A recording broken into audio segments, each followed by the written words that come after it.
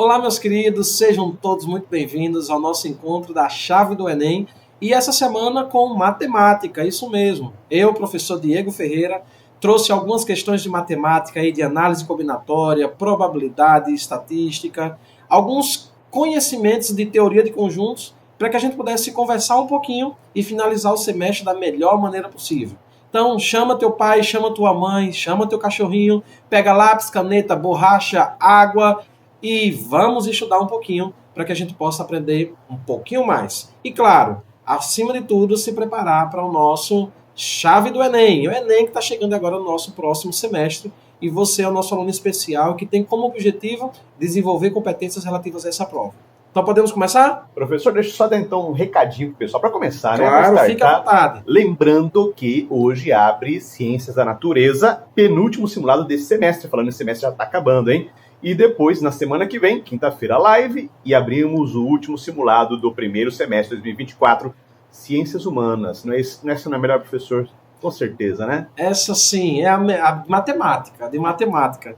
Muito bem, vamos começar? Pegou aí seu caderno, lápis, caneta, borracha, cachorrinho, vovô, vovó, pipoca, um suquinho e vamos começar a nossa aula com o professor Diego Ferreira. Então vamos lá.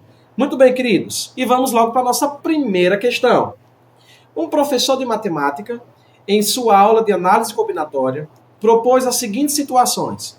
E veja só, essa questão é uma questão muito boa. Ela não tem cálculo nenhum, mas ela trabalha com interpretação de conceitos dentro da análise combinatória. Tudo bem? Então vamos lá.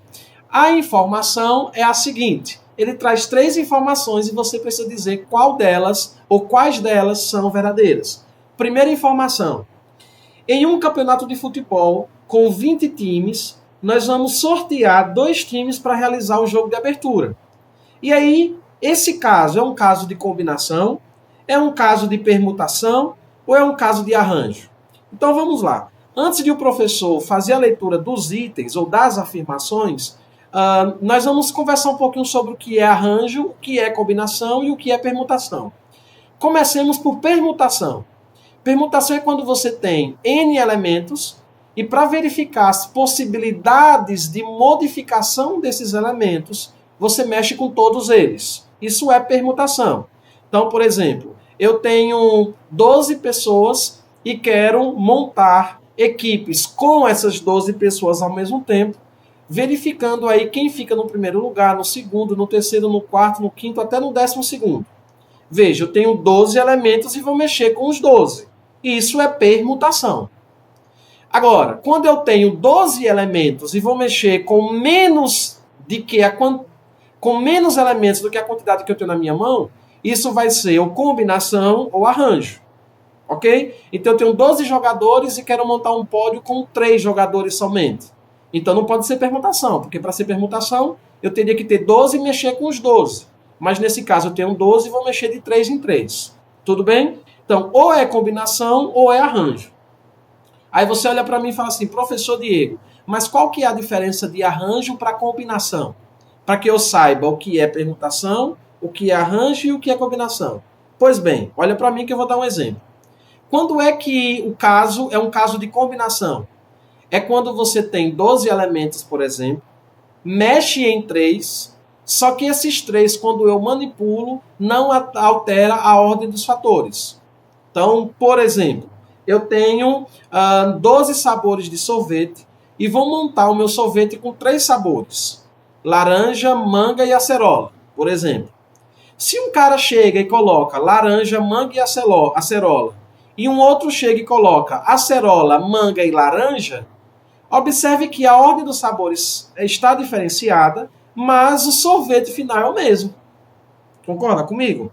Então, a ordem dos fatores não alterou o resultado final. Então, nesse caso, é combinação, porque eu tenho 12 e estou mexendo com 3, mas, acima de tudo, porque esse 3, quando eu manipulo, ele não me dá um novo produto. Quando que eu manipulo e me dá um novo produto? Imagine você que você tem 10 algarismos e você vai mexer somente com 3. Aí eu pego o algarismo 3, 7 e 5. Ok? Se eu pego o algarismo 3, 7 e 5 e altero a ordem, ficando, por exemplo, 5, 7, 3, Observe que 375 e 573 são números que utilizam-se dos mesmos algarismos, mas são números diferenciados. Então, nesse caso, a ordem dos elementos altera o resultado final. Então, a gente chama isso de A de alterar, A de arranjo. C de conserva, C de combinação. Ok? Então, agora eu vou ler as afirmações e vocês vão me dizendo se é combinação, se é permutação ou se é arranjo. Deu para entender? Então, vamos lá. Primeiro, em um campeonato de futebol com 20 times, sortear 2 times para realizar a abertura do jogo. Veja, eu tenho 20 times e vou pegar somente 2. Então não pode ser permutação, porque para ser permutação teria que ser 20 times e mexer com os 20 ao mesmo tempo, o que não é esse caso. Então ou é arranjo ou é combinação. Então veja só, vamos imaginar que eu vou pegar aí Vasco e o Flamengo, tá certo? Para fazer ali o jogo de abertura. Se eu pego Vasco e Flamengo, ou Flamengo e Vasco, vai me dar um novo jogo? Ou é o mesmo jogo? Ó, Vasco contra Flamengo, Flamengo contra Vasco. É o mesmo jogo, ok? A ordem dos times não vai alterar o produto final.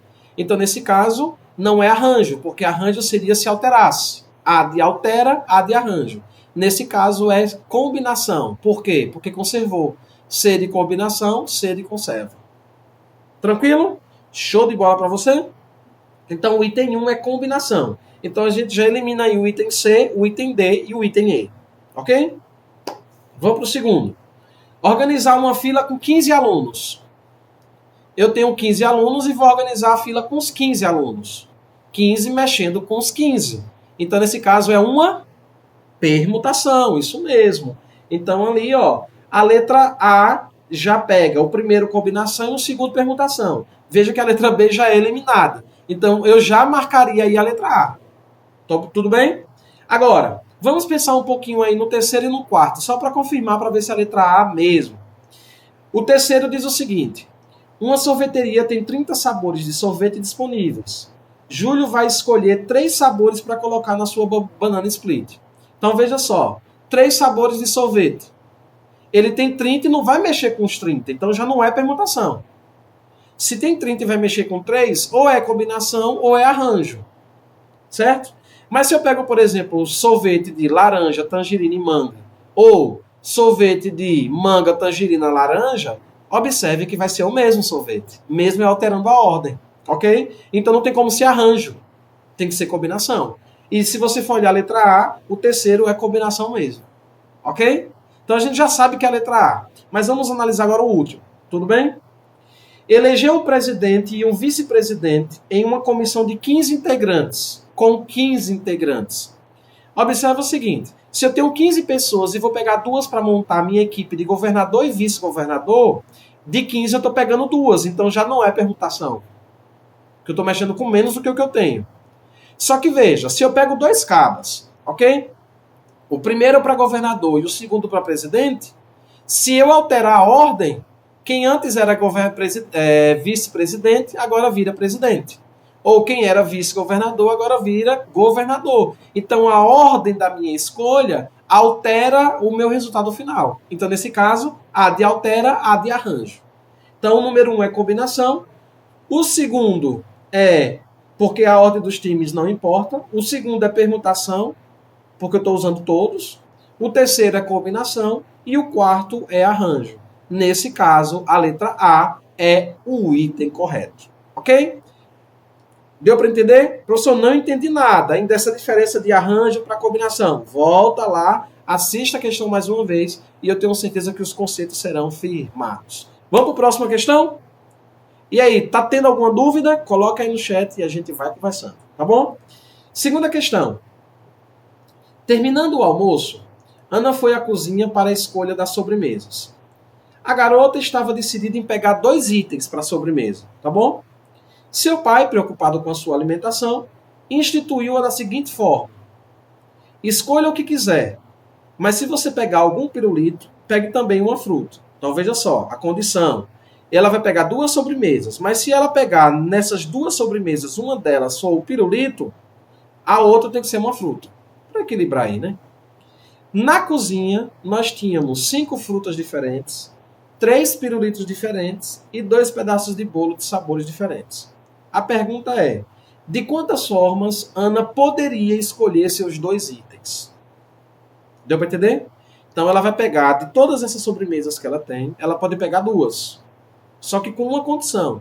Se dessas duas, uma dessas duas ela pegar um pirulito, a segunda tem que ser fruta. Ok? Tranquilo? Quantas possibilidades existem de eu formar essa minha sobremesa? Veja só, vamos pensar no primeiro caso. Qual é o primeiro caso? Se ela pegar um pirulito. Se ela pegar um pirulito, logo em seguida, ela vai ter que pegar uma fruta. Obviamente. Certo? Então, nesse caso, quantas possibilidades eu tenho se essa criança ela for pegar um pirulito? Ela vai ter 15 possibilidades. Por quê? Porque ela tem 3 possibilidades de pirulito e 5 possibilidades de frutas.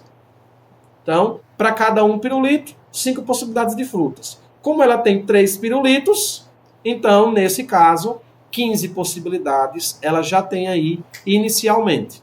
Ok? Tranquilo até aí? Deu para entender? A luzinha ficou azul aí na sua cabeça? Tranquilo? Show de bola? Ok, então vamos seguindo. Só que aí agora a gente tem que contabilizar também a possibilidade de a Ana não começar pegando o pirulito, para logo em seguida pegar a fruta. Tudo bem? Ela pode escolher não começar pelo doce. Ela pode escolher pegar, por exemplo, um bolo e uma fruta, ou um bolo e o bolo, ou fruta 1 e fruta 2. Ela pode escolher não pegar o doce pirulito como uma possibilidade de sobremesa. Então a gente também tem que contabilizar essas possibilidades. Nesse caso, olha só aí agora. Eu tenho 5 frutas diferentes que ela pode pegar e 2 pedaços de bolo. Tudo bem? Então ela tem 7 possibilidades para ela pegar de sobremesa. Eu vejo que eu estou desconsiderando agora os pirulitos, porque os pirulitos já foram contabilizados anteriormente. Só que dessas sobremesas com 7 possibilidades, ela pode pegar, por exemplo, bolo, ela pode pegar fruta-bolo, ela pode pegar bolo-fruta, ela pode pegar fruta-fruta. Então, das 7 possibilidades que ela tem, entre frutas e bolo, ela vai pegar somente 2. Então, nesse caso, nós temos uma conta aqui de 7 pegando de 2 em 2. Ok? Diego, nesse caso, se ela pegar pera e laranja como 2 possibilidades de frutas, e se ela pegar laranja e pera, observe que a opção é a mesma. Ok? Então, é a fórmula de combinação e não a fórmula de arranjo. Tudo bem? Então, a fórmula de combinação nós temos aqui. 7 pegando de 2 em 2 é 7 fatorial sobre 5 fatorial vezes 2 fatorial. Esse 5 fatorial aí é o 7 menos o 2. E o 2 fatorial é o subconjunto que eu tenho do total. Ok? Então, por isso que ficou ali 7 fatorial dividido por 5 fatorial vezes 2 fatorial. Olha nos meus olhos e presta bem atenção. Eu vou abrir o 7 fatorial até o 5 fatorial, para que eu possa cortar o 5 fatorial de cima com o 5 fatorial de baixo. Faz sentido para você? Então vamos lá. 7 vezes 6 vezes 5 fatorial. Porque eu corto o 5 fatorial de cima com o 5 fatorial de baixo. Aí vai ficar 7 vezes 6 no numerador, dividido por 2 fatorial, que é 2, né? Tudo bem que 2 fatorial é 2? Porque 2 fatorial é 2 vezes 1. Tudo bem? Então, 7 vezes 6 dividido por 2, que vai dar aqui 21. 21 das possibilidades não pegando o doce pirulito, mais 15 possibilidades de usufruindo da facilidade de pegar o doce pirulito. 21 mais 15, 36 possibilidades. Ou seja, dentro desse contexto, Ana tem 36 possibilidades de montar a sua sobremesa. Ok? Tudo bem, o ser humano normal não vai parar para estar quantificando essas possibilidades de sobremesa. Mas a questão, ela pode existir, pode cair no Enem, e a gente pensando em você também resolve coisas desse tipo. Tá bom? Então, vamos lá. 36 possibilidades, letra B de bola. Ok? Podemos seguir? Letra B. E aí, acertou ou errou? Errou? Volta aí e veja qual foi o critério que você utilizou. Talvez você tenha errado essa questão por ter confundido. Ao invés de usar a fórmula de combinação, ter usado a fórmula de arranjo, viu? Mas aí é um erro conceitual, não é nem um erro matemático, é um erro conceitual. Que horas eu uso arranjo e que horas eu uso combinação. Tá bom? Volta na primeira questão que eu dei uma explicação bem legal lá sobre isso. Então vamos para a próxima. Terceira questão. O número de anagramas, o que significa anagramas? Composições de palavras usando diferentes letras, de modo que essas palavras podem ter ou não significado. Tá bom? E aí isso na matemática a gente chama de anagrama. O número de anagrama distinto da palavra famema, que começam e terminam com a mesma letra. Essa questão, ela, apesar da sua questão extremamente simples, no enunciado, só tem 2 linhas, mas ela é um pouco complexa de ser entendida, né? Não é que ela é difícil de ser entendida, é meio complexa de ser respondida. Veja, quantas palavras eu posso formar usando as letras do nome famema, de modo que essas palavras que eu vou formar têm que começar e terminar com as mesmas letras. Veja, se eu tenho a palavra famema, que não é bem uma palavra, né? É um anagrama porque não tem significado, apesar de que é uma sigla para uma instituição de ensino, a famema ela tem a letra A, que se repete 2 vezes, e tem também a letra M, que se repete 2 vezes. Então, o que ele quer saber é o seguinte, se eu mobilizar, trocar essas letras de lugar, quantas dessas minhas novas palavras que eu formei começam e terminam com as mesmas letras? Veja, ela pode começar com a letra M e terminar com a letra M, é uma possibilidade, corresponde ao que ele está perguntando, mas ela também pode começar com a letra A e terminar com a letra A. O que não pode é começar com a letra F e terminar com a letra F, porque só tem um F nessa palavra. Então concorda comigo que eu tenho que quantificar aqui quantas palavras começam com a letra A e terminam com a letra A, e começam com a letra M e terminam com a letra M. E aí a gente soma esses dois. Tranquilo para você? Show de bola? Então vamos lá. Vamos verificar aqui. Ó. Eu vou contabilizar aqui agora primeiro as que começam com a letra A e terminam com a letra A. Se começa com a letra A e termina com a letra A, eu vou utilizar-se, ó, vou só colocar, também tem um aqui que começa com a letra M e termina com a letra M. Tudo bem? Eu vou começar aqui agora com os que vão, com as palavras que começam e terminam com a letra A. Se começa e termina com a letra A, vão sobrar as letras A, ou as letras F, E, M, M. Concorda comigo? Então veja, ó, eu tenho 4 letras à minha disposição. E eu vou colocar essas 4 letras à minha disposição aqui embaixo. Tudo bem? Então veja só, ó. Se eu tenho 4 letras e eu vou usar as 4 letras, é uma permutação, para eu descobrir quantas possibilidades existem. Eu posso começar, por exemplo, com a letra F, depois com a letra M, E, M. Eu posso começar com a letra F, depois com a letra E, depois com a letra M, M. Só que é o seguinte, eu tenho aí uma permutação com letras repetidas, porque o MM se repetem. Então, por exemplo, FM e M é a mesma palavra que eu também encontro se eu trocar os M's de lugar. Continua FM e M. Então, além de ser uma permutação, além de ser uma permutação, é uma permutação com repetição. Então, temos uma fórmula específica para a gente verificar quantas palavras novas eu posso formar de permutação, porque eu vou mexer com todas, mas com repetição, porque a letra M e M está se repetindo lá. Veja que os As nas pontas eu nem quantifico, eles já estão fixos lá. Ok? Então, permutação com repetição é a quantidade de letras da minha palavra que eu vou manipular, dividido pela quantidade de letras em fatorial que se repetem. FM e M tem 4 letras, então é 4 fatorial. E embaixo vai ficar 2 fatorial. Por que 2 fatorial? Porque a letra M se repete 2 vezes. E se a letra M se repetisse 7 vezes? Então embaixo nós teríamos 7 fatorial. Ok? Deu para entender? Tranquilo para você? Então vamos lá. Eu vou abrir o 4 fatorial até o 2 fatorial para cortar em cima e embaixo. Ó, corto. Corto o 2 de cima com 2 de baixo, vai ficar 4 vezes 3, que dá 12. Então, quantas palavras eu posso formar, começando com a letra A e terminando com a letra A, e essas outras 4 letras sendo rodadas lá dentro? 12 possibilidades. Só que eu também agora preciso quantificar quantas que começam com a letra M e também terminam com a letra M. E vão sobrar, nesse caso, as letras F, A e A, que vão permutar lá dentro. Como a letra A ela se repete 2 vezes, então é permutação com repetição. A mesma fórmula de novo, de novo, e de novo, e de novo. Ok? Então eu tenho 12 possibilidades começando com A e terminando com A, e 12 possibilidades começando com M e terminando com M. Nesse caso, eu vou ter 24 possibilidades. 12 da primeira categoria, 12 da segunda, que vão dar 24 possibilidades. Não entro nessa questão, mas vale a pena eu comentar. Tem alguns casos de análise combinatória que ao invés de você somar, como eu fiz aí, você multiplica. Que horas faz um e que hora faz a outra? Você soma quando as duas não se relacionam. Ou seja, não tem como ela começar com A e terminar com A e também começar com M e terminar com M ao mesmo tempo. Não existe essa possibilidade de integração. Se existisse a possibilidade de integração, você multiplicaria. Como não existe a possibilidade de multiplicação, de integração, então ou vai ser uma ou vai ser a outra.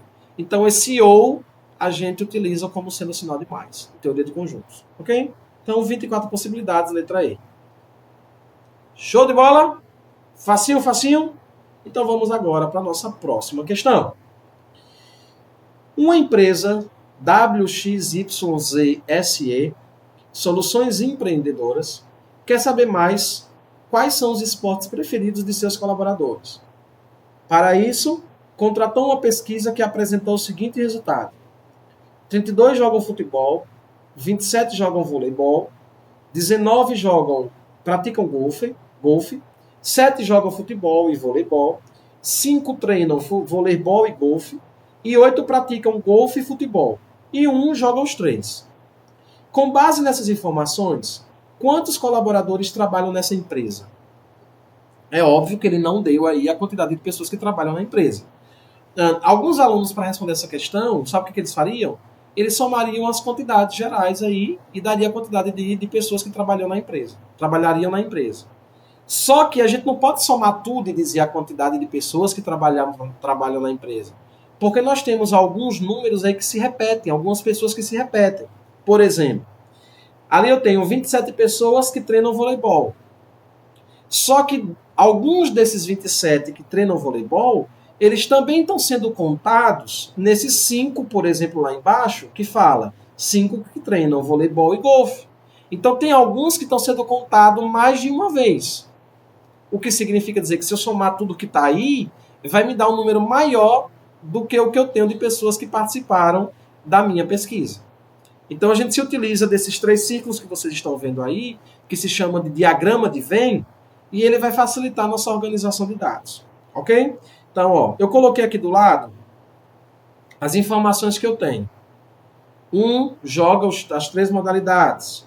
8 joga golfe e futebol. 5 jogam voleibol e golfe. E assim sucessivamente.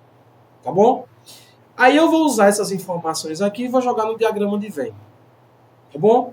Ó, essa parte que eu coloquei o número 1 é a parte central. Que tanto tem o círculo vermelho, como tem o círculo verde, como tem o círculo azul. Que significa dizer que impacta todos as 3 modalidades. E é dali que eu começo. Tá bom? Então, olha só agora, ó. Vamos agora para o golfe. Opa! Ó. Vamos agora para o golfe e o futebol, que é esse que está aqui embaixo, ó. Ó, golfe e futebol, que é ele que começa aqui, 8, tá vendo? Ó, golfe e futebol, 8. Só que em golfe e futebol, que é essa parte aqui, ele já tem 1. Então quer dizer que faltam 7. Ok? Ó, mas professor, golfe e futebol não são 8, por que o senhor só colocou 7? Porque dentro desse espaço já tem 1. Ok? Agora vamos para o próximo. Voleibol e golfe é 5. Ó, voleibol e golfe é 5. Como aqui já tem 1, então aqui eu vou colocar 4. Concorda comigo? Olha aí. Agora vamos para o próximo. Vôlei e futebol é 7. São 7, melhor dizendo.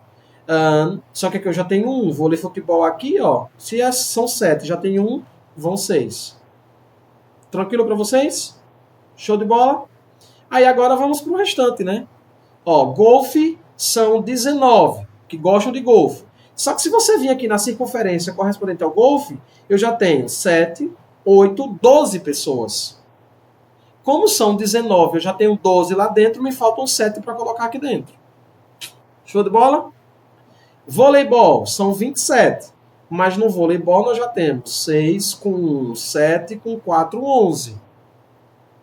Voleibol é 27. Como eu já tenho 11 aqui, me sobram 16. Ou me faltam 16, né? Ó, agora vamos para o futebol. Eu tenho 6 com 1, 7, 7 com 7, 14. Como aqui tem 36, me faltam somente 18. Agora sim eu consigo somar isso aqui tudo e verificar quantas pessoas participaram da pesquisa. Agora sim você não tem números que estão em 2 espaços ao mesmo tempo. Logo, eles não serão contabilizados mais de uma vez. Então, por exemplo, vamos pegar aqui esses 16, ó. Esses 16 aqui é o cara que gosta somente de voleibol. Não é o cara que gosta de voleibol e futebol. Futsal, no caso. Né? Futebol, melhor dizendo.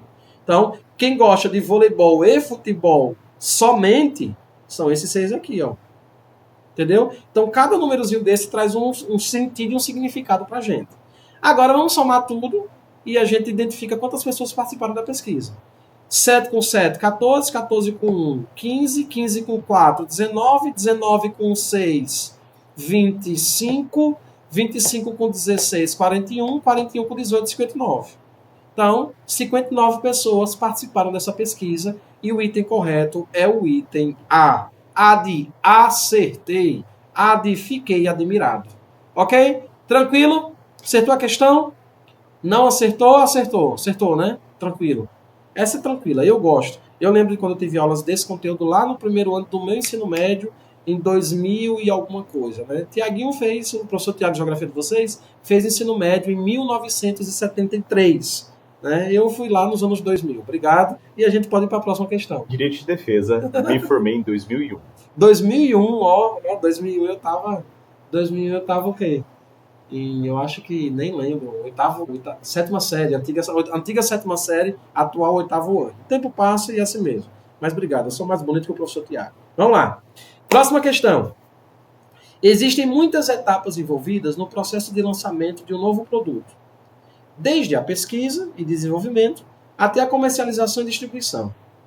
Para o lançamento de um novo produto no mercado ser bem sucedido, é importante 3 coisas. Aí ele lista aí as 3 coisas, né? Primeiro, fazer uma pesquisa de mercado para entender a concorrência e o ambiente onde o produto vai ser inserido. Criar uma estratégia de marketing para alcançar esses clientes. E, por fim, monitorar as vendas e os feedbacks dos clientes para que seja possível fazer ajustes. E agora vem informação importante. Suponha que, antes do lançamento de um novo produto no mercado, o fabricante encomendou uma pesquisa sobre a aceitação de 2 produtos concorrentes, o produto A e o produto B, já existente no mercado. 622 pessoas responderam à pesquisa, das quais 400 já consumiram o produto A, 375 consumiram o produto B e 47 não consumiram nem A nem o B. Uma dessas pessoas foi escolhida aleatoriamente e constatou-se que ela já consumiu o produto A. Qual a probabilidade de que essa pessoa já tenha consumido o produto B? Vamos lá? Vamos verificar aqui essa questão? Ó, deixa eu só pegar aqui uma coisinha com vocês.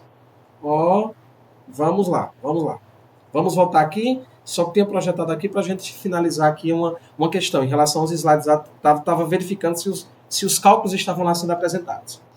Veja bem, eu tenho aí 622 pessoas que participaram da pesquisa. 400 já consumiram o produto A. 375 consumiram o produto B. E 47 não consumiram nem A nem B. E a pergunta foi, se eu pegar uma pessoa aleatória que já tinha consumido o produto A, qual a probabilidade desse cara também de consumir o produto B? Para que eu responda essa pergunta inicialmente, eu preciso verificar quantas pessoas consumiram A e consumiram B. Por quê? Olha a pergunta que ele está fazendo. Qual a probabilidade de que essa pessoa já tenha consumido também o produto B, sendo que ela já consumiu o produto A? Ou seja, eu estou condicionando que essa pessoa tenha consumido o produto A e também tenha consumido o produto B. Ou seja, eu quero saber quantas pessoas tenham consumido o produto A e B e, consequentemente, calcular a probabilidade. Ok? Então vamos lá. Para que eu veja que tem as informações numéricas, 400 o produto A, 375 o produto B, 47 nenhum dos dois e 575 pessoas que consumiram ou um dos dois ou os dois. Eu vou utilizar essa formulinha aí para a gente identificar quantas pessoas, o número de A interseção B significa dizer quantas pessoas que consumiram os dois produtos ao mesmo tempo. Tranquilinho? Show de bola? N de A união B é a quantidade de pessoas que consumiram um ou o outro. Ok? N de A que consumiu só A, N de B que consumiu só B e N de A interseção B, que é o que eu quero descobrir. Tá bom? Então, coloquei letras para um lado, coloquei os números, substituí bonitinho. 575, que é A ou B, N de A, que é 400, N de B, que é 375. E aí eu vou colocar letras para um lado e números para o outro.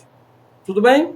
Fazendo isso, a gente descobre que eu tenho 200 pessoas que consumiram tanto o produto A como o produto B. Só que ele não quer a quantidade de pessoas que produziram A e B, ele quer a probabilidade.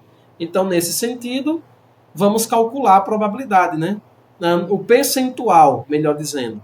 Eu tenho 200 possibilidades, 200 possibilidades não, né? 200 condições ou possibilidades que me agradam, dividido pela possibilidade total. Que aí a gente calcula a probabilidade, né? 200 que divide para 622. Faz uma calculadora, pega a calculadorazinha aí rápido, ou faz de cabeça, vai dar aí 0,32. Uma aproximação para 0,32 é 0,3.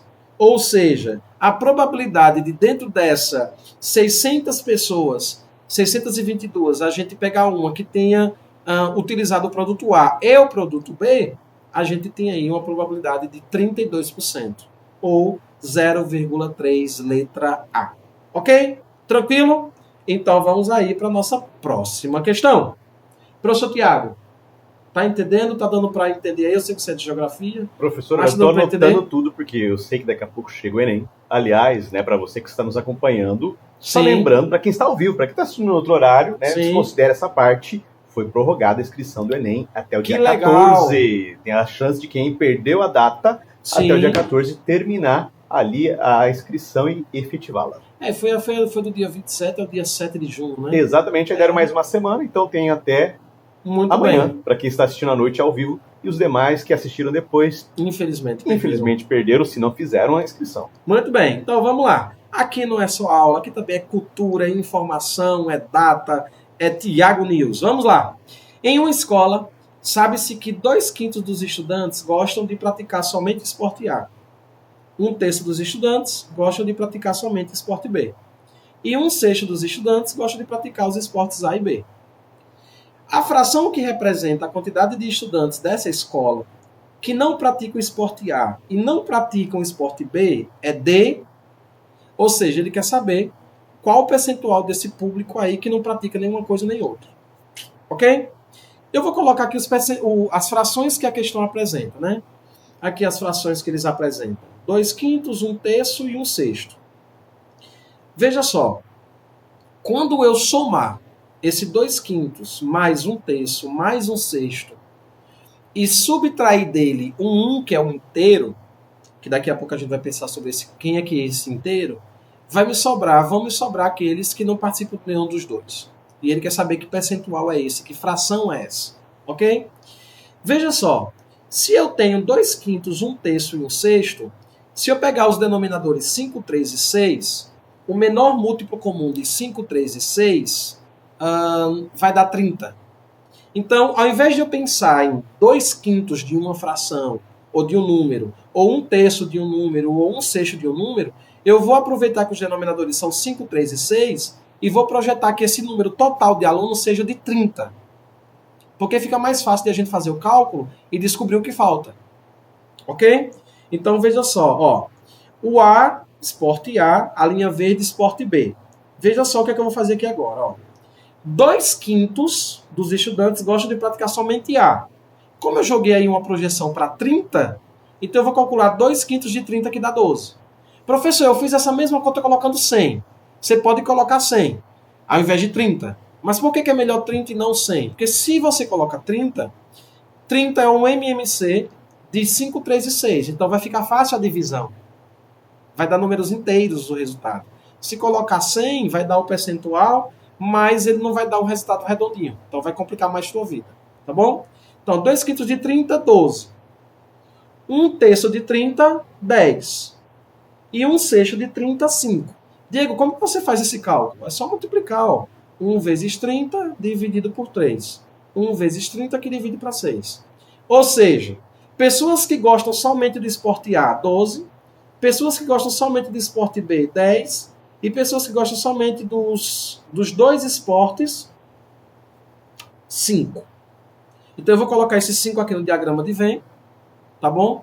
Por que eu estou fazendo isso, essa distribuição? Porque quando eu distribuir cada um no seu devido lugar, eu vou subtrair de 30, que vai me dizer o que falta.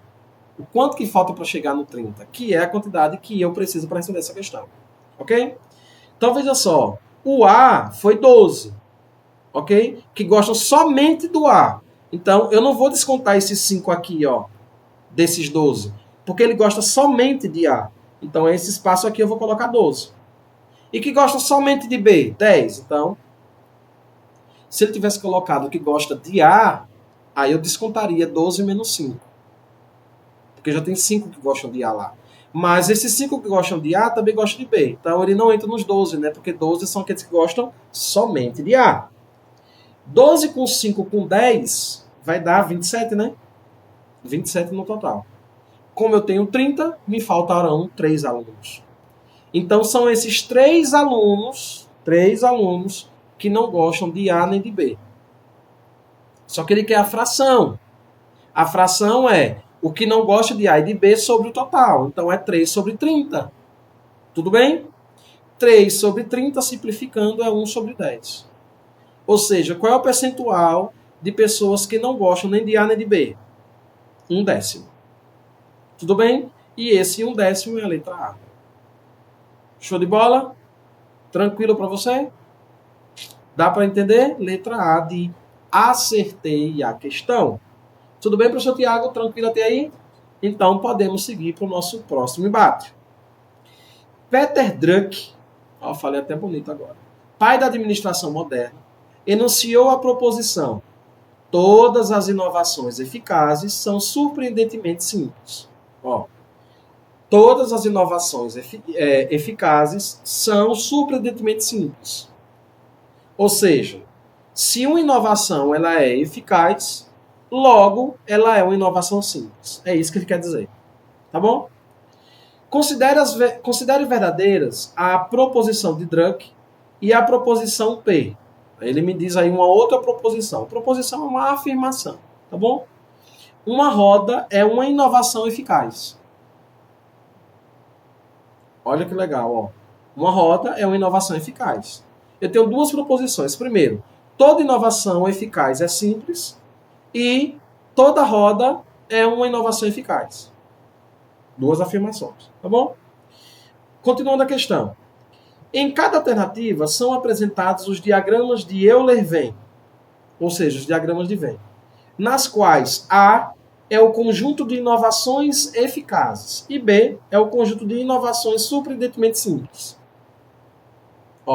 Toda inovação eficaz é uma inovação simples. Sim? Logo, por consequência, se ela é uma inovação eficaz, ela certamente, ou se ela é uma inovação simples, ela certamente vai ser uma inovação eficaz. Então, eu tenho as inovações eficazes e dentro das inovações eficazes, eu tenho as minhas inovações simples. Ou melhor, desculpa, volta. Vamos ler aqui de novo. A é o conjunto das inovações eficazes e B é o conjunto das inovações surpreendentemente simples. Ou seja, se ela é uma inovação simples, é porque ela foi uma inovação eficaz. Por quê? Porque toda inovação eficaz é simples. Então, se ela é uma inovação simples, que é representado aí pela letra B, se ela é uma inovação simples, ela certamente, dentro dela, nós teremos as inovações eficazes. Tudo bem? Então, ó, a letra A, inovação eficaz. Letra B, inovação simples. A pergunta que eu deixo para você é, porque se você me responder essa pergunta que eu vou fazer agora, a gente consegue identificar qual desses 5 diagramas aí é o mais coerente. Como que a gente pensa? A gente pensa as inovações eficazes dentro das inovações simples, ou seja, o conjunto B e dentro dele tem o conjunto A, ou o conjunto A e dentro dele eu tenho o conjunto B. Em outras palavras, a minha pergunta que eu quero fazer é o seguinte para você. Toda inovação eficaz, ela também vai ser uma inovação simples, ou toda inovação simples, ela também é uma inovação eficaz? Qual da relação existe entre elas aí? Veja só, inovação eficaz, ela também é simples. E aí ele coloca no final ali, né, que uma roda é uma inovação eficaz. O que eu quero ver com você é quem que é maior que quem, certo? Quem que manda em quem? Se toda inovação eficaz vai ser surpreendentemente simples, ou tudo que é surpreendentemente simples que vai ser uma inovação eficaz? De acordo com a primeira frase, a primeira proposição diz: toda inovação eficaz, ela vai ser simples. Ó, toda inovação eficaz, ela é simples. Tudo bem? A pergunta é: quem que é maior, o simples ou o eficaz? Toda inovação simples, ela é, ou melhor, toda inovação eficaz, ela é surpreendentemente simples. Quem que é maior, inovação eficaz ou inovação simples? Responda aí para mim. Veja só, o conjunto B diz assim: B é o conjunto das inovações surpreendentemente simples. Dentro das inovações surpreendentemente simples, nós temos as inovações eficazes. Porque toda inovação eficaz é simples. Certo? Se todas as inovações eficazes elas são simples, então eu posso dizer tranquilamente que todas as inovações simples estão dentro das inovações eficazes. Ok? Então, nesse caso, é o conjunto A, que é o conjunto das inovações eficazes, que estão dentro do conjunto B, que é o conjunto das inovações simplesmente ou surpreendentemente simples. Então, nesse caso, o conjunto A ele é menor que o conjunto B. E mais que isso, ele está incluso dentro do conjunto B. Em outras palavras, as inovações eficazes, qualquer uma que eu pegue, ela vai ser simples.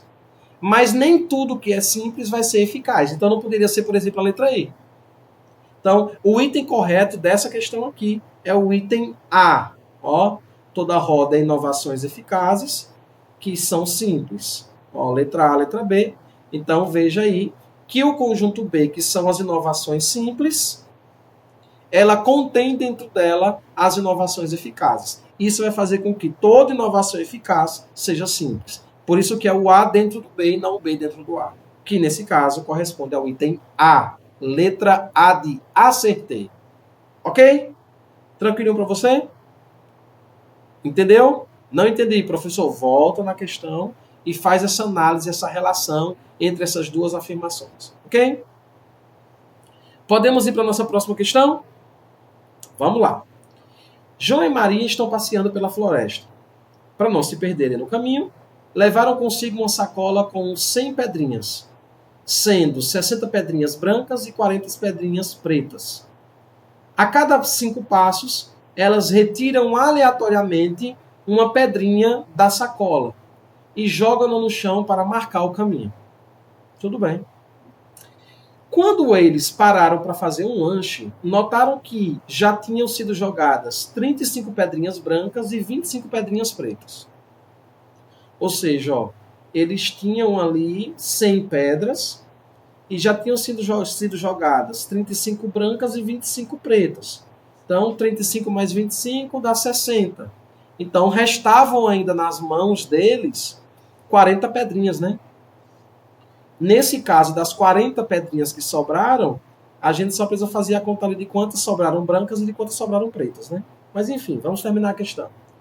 Qual a probabilidade de as próximas 2 pedrinhas jogadas serem brancas? Veja só aqui comigo. Eu tinha 60 pedrinhas brancas, então restaram 25, porque eu joguei 35. Ok? E eu tinha 40 pretas, então restaram 15, porque eu joguei 25. Tranquilo? Então me restam ainda 40 pedrinhas. Só que ele quer saber qual a probabilidade de as 2 pedrinhas que eu vou jogar em seguida serem todas brancas. Como que eu calculo a probabilidade? As possibilidades que eu tenho favoráveis a mim, dividido pela quantidade total de possibilidades. Veja o que eu coloquei. Eu tenho 40 pedrinhas ainda que me restam, mas dessas 40 só 25 me importam, que são as 25 brancas. Ok? Então a probabilidade é 25 sobre 40. Só que ele perguntou qual a probabilidade de as próximas 2 pedrinhas serem jogadas brancas. Uma jogou branca e a próxima também ser branca. Como ele usa uma e outra, uma branca e outra branca, esse significa multiplicação e não soma. Então eu coloquei 25 sobre 40 vezes a probabilidade da segunda também ser branca. Como que a gente analisa a probabilidade dessa segunda ser branca? Veja, eu tinha 25 pedrinhas brancas, mas já saiu uma. Então ficaram 24 para a minha segunda remessa. Eu tinha 40, como eu já joguei uma, ficaram 39. Então a probabilidade da primeira e da segunda serem brancas é 25 sobre 40 vezes 24 sobre 39. Tranquilo? Aí agora é só multiplicar. 25 vezes 24 e 40 vezes 39. 25 sobre vezes 24 dá 600 e 40 vezes 39 dá 1560. Tranquilo? Fazendo uma simplificação aí, dividindo de cima para de baixo, fazendo a simplificação bem legal, você chega na fração 5 sobre 13. Esse 5 sobre 13 é a probabilidade de, com 40 pedrinhas, com algumas brancas e algumas pretas, a primeira que ele jogar ser branca e a segunda também ser branca. Ok? 5 sobre 13, que nesse caso é a letra B de boa questão. Tudo bem? Tranquilo? Tá dando para acertar? E aí, Tiaguinho? Professor, só fica uma dúvida. Sim. Que raio João e Maria estavam fazendo no meio da floresta com pedrinhas no bolso? Né? Pois é. Fica só a pergunta, mas enfim, fica só a pergunta para você que se chama João, para você que chama Maria e tá aí saindo para brincar no próximo jardim. É que as questões de matemática, às vezes, elas têm uma pegada diferenciada, né? Ela traz algumas realidades assim meia fora do contexto. Mas enfim, o que importa é que você entender a matemática que está por trás. E boa sorte para João e Maria quando acabarem as pedras. Tá bom? Valeu, nosso próximo. Ok, vamos para a nossa próxima questão. Marcela está jogando com seus amigos um jogo em que é usado um dado que tem um formato de icosaedro. Icosaedro nada mais é do que um poliedro com 20 faces. E cada face é numerada de 1 a 20. Segundo as regras do jogo, em uma rodada, se Marcela lançar o dado, veja só, se ela lançar esse dado, que está numerado de 1 a 20, e sair um número par, ou sair um número que é múltiplo de 3, ou sair um número que é múltiplo de 7, ela vai ser eliminada da partida. A pergunta é, nessa situação hipotética, a probabilidade de Marcela continuar no jogo após lançar o dado é de quanto? Veja, como que se calcula a probabilidade de alguma coisa? As possibilidades que me são favoráveis dividido pela quantidade de possibilidades totais. Qual é a probabilidade dela sair do jogo? Sair uma pedra que ou é par, ou é múltiplo de 3, ou é múltiplo de 7. Então o que eu vou fazer aqui agora? Eu vou quantificar quantas possibilidades existem dos números de 1 a 20, pegar um número que seja ou par, ou múltiplo de 3, ou múltiplo de 7, porque aí serão os meus favoráveis. E aí eu divido pela quantidade total de possibilidades, que é 20. E aí eu descubro qual a probabilidade que vai fazer com que eu saia desse jogo. E aí eu faço a conta de menos e descubro a probabilidade de permanecer no jogo. Tá bom? Por exemplo, se sair o número 1, ela permanece no jogo? Ela permanece. Eu vou descartar as possibilidades dela sair do jogo. Então, ó, ver quantas possibilidades existem. Se sair o número 2, ela sai do jogo, porque 2 é par. Se sair o 3, ela sai do jogo, porque 3 é múltiplo de 3. Se sair 4, ela sai do jogo porque é múltiplo de 2. Se sair 5, ela não sai do jogo. Se sair 6, ela sai do jogo, porque além de ser par, também é múltiplo de 3. Se for 7, ela sai do jogo porque é múltiplo de 7. Se for 8, ela sai do jogo porque é par. Se for 9, ela sai do jogo porque é múltiplo de 3. Se for 10, ela sai do jogo porque é múltiplo de 2, logo é par. Se for 11, ela não sai do jogo. Se for 12, ela sai do jogo. Se for 13, ela não sai do jogo. Se for 14, ela sai do jogo. Se for 15, ela sai do jogo. Se for 16, ela sai do jogo. Se for 17, ela não sai do jogo. Se for 18, ela sai do jogo, porque é par. Se sair 19, ela não sai do jogo. E se for 20, ela sai do jogo. Então, veja só. Das 20 possibilidades que eu tenho, 1, 2, 3, 4, 5, 6, 7, 8, 9, 10, 11, 12, 13 e 14. Das 20 possibilidades que eu tenho, existem 14 que me são favoráveis, porque vai me tirar do jogo. Então, 14 sobre 20 vai me dar o percentual, a probabilidade dela sair do jogo. Porque são 14 de 20, que é 70 por 10, porque eu simplifiquei a fração, que vai dar 0,7, que dá 70%. Então, o que é que isso significa? Significa que se eu jogar esse icosaedro, ela tem 70% de chance de sair do jogo. Logo, existe 30% de possibilidade dela permanecer no jogo. Quais são essas possibilidades dentro desses 30%? Se sair o número 1, se sair o número 5, se sair o número 11, se sair o número 3. 30%. 30% nesse caso é a letra B de bola. Show? Tranquilo? E agora a gente vai para a nossa última questão. A face correspondente ao número 1 de um dado comum de 6 faces foi apagada. O mesmo ocorreu com a face correspondente ao número 4 de outro jogo dado, de um outro dado comum de 6 faces. Ok? Diz o seguinte: lançando-se ao acaso esses dois dados juntos, a probabilidade de a soma dos dois números obtidos ser iguais a 7 é de quanto? Veja, eu tenho dois dados que eu vou lançar. É óbvio que se você lançar dois dados, vão ter duas faces viradas para cima. E é óbvio que existe a possibilidade de que se eu somar esses dois números que ficaram com a face para cima, um deles, a soma dos dois dá 7. Tranquilo? Show de bola? A pergunta é, lançando-se ao acaso esses dois dados juntos, qual é a probabilidade de a soma dos dois serem 7? Veja, todas as vezes que vocês forem calcular a probabilidade, você sempre vai fazer uma razão, uma divisão, uma fração, que é sempre a quantidade de possibilidades favoráveis para a quantidade de possibilidades totais. Quais que são as minhas favoráveis? Aquelas que eu somo, que vai dar 7. Tudo bem? Tranquilo? O que é que eu vou fazer aqui agora? Eu, professor Diego de Jesus Ferreira, eu vou colocar todas as possibilidades de somas aqui. Lembrando que um dado não tem o número 1 e o outro dado não tem o número 4. Tudo bem? Então eu vou colocar aqui, e vou somar. Por exemplo, eu posso jogar os dois dados e dar o número 3 em um e o número 5 em outro. Pode ser? Pode. Ok? Só que a gente vai descartar duas coisas. A gente vai descartar a possibilidade de o primeiro dado sair o número 1 e o segundo dado sair o número 4. Tá bom? Veja. Se o primeiro dado for 1 e o segundo dado for 1, a soma vai dar 1, porque o primeiro dado, a gente descarta ele que não tem o número 1. Pode ser o primeiro dado ser 2 e o segundo dado ser 1, então vai dar 3. E aí você tem a primeira coluna, a soma dos resultados. Deu para entender? A coluna na vertical corresponde ao dado 1. A coluna na horizontal corresponde ao dado 2. Tudo bem? Aí eu vou somando de 1 por 1, e aí esses números que vão aparecendo ao longo do caminho são os resultados das somas, tá bom? Veja se bate. Veja que nessa coluna aí agora, que é a coluna 4, ele desconsidera na soma, né? Porque não tem a face com o número 4. Então a gente só considera o dado da coluna que está ali na vertical. Consegue perceber isso? Então, vamos lá, Vamos lá. Eu não sei se vocês perceberam, mas eu tenho 36 possibilidades de somas aí, no total. Vamos para cá. 1, 2, 3, 4, 5, 6. 6 aqui, 6 aqui, 6 aqui, 6 aqui, 6 aqui. 6 com 6, 6 por 6, 36.